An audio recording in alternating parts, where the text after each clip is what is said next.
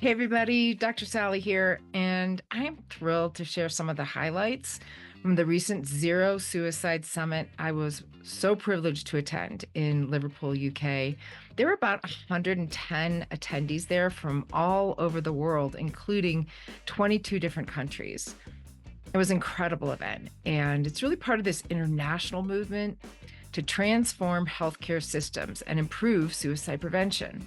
The title, Zero Suicide, gets us all exploring this provocative idea about what zero means in suicide prevention. And the summit engaged all of us in thoughtful discussions about whether or not suicide is truly inevitable and what happens when we collectively set our mind to aspire to zero, because no other number is acceptable.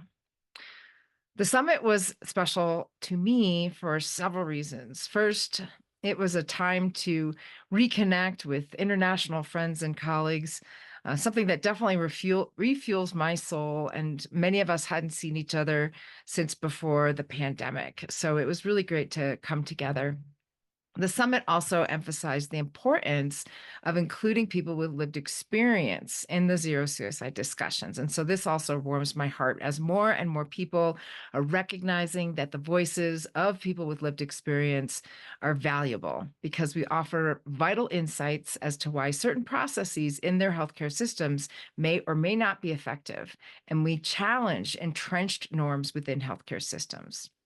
And the third reason that this was really important to me was this was the first time that I know of that the summit really explored the mental health and suicide risk of healthcare workers inside of the zero suicide implementation.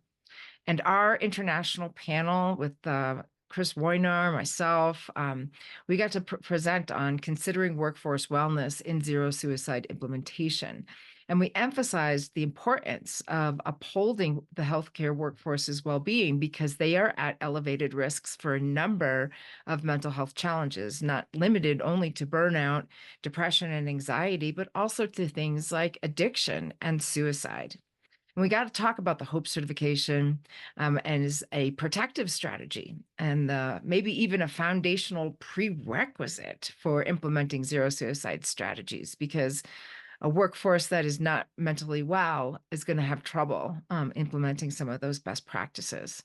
And that adhering to the HOPE best practices can maybe make the difference between a thriving workforce or one that's experiencing the adverse effects in this demanding field.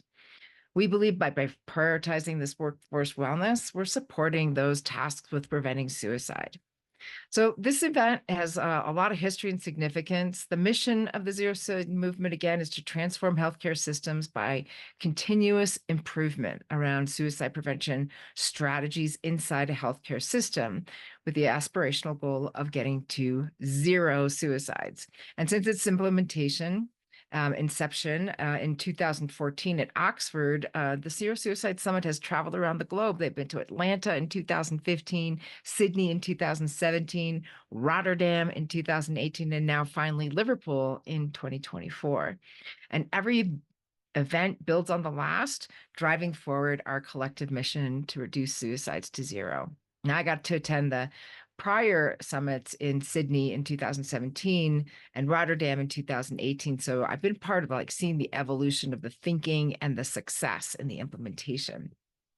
Here's a couple of highlights from the Liverpool 2024 event. The summit kicked off with the unexpected welcome message from the Prince of Wales.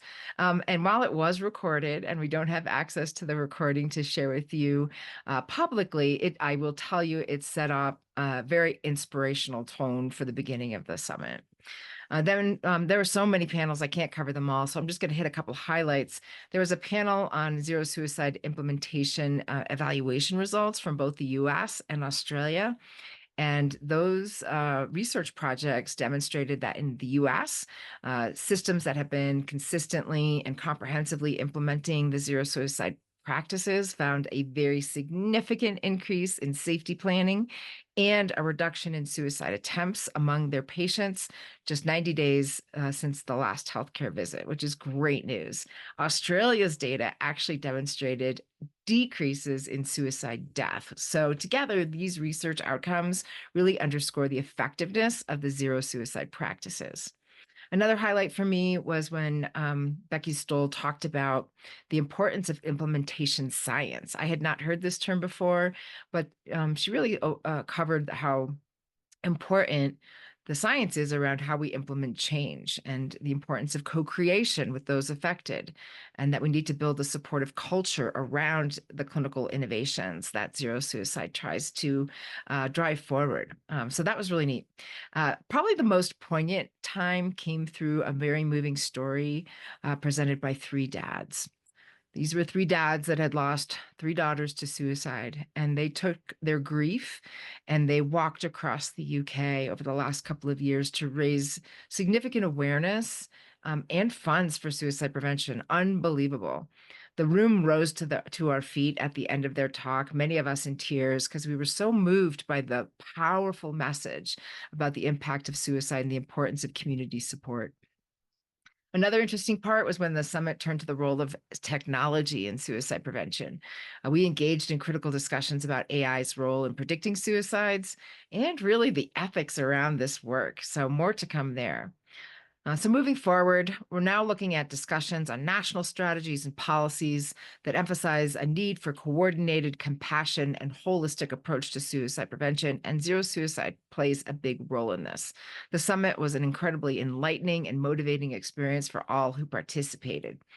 Together, our shared knowledge, experiences, and innovations strengthened our resolve to keep pushing for systemic and cultural changes in healthcare.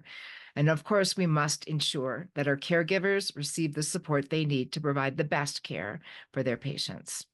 So remember, as we move forward, the theme from this summit, you'll never walk alone. Another thing that I learned was that this song is sung at association football clubs, and it's a tradition that was actually developed in Liverpool. And I'll just give you a little bit of the song, walk on, with hope in your heart, and you'll never be alone.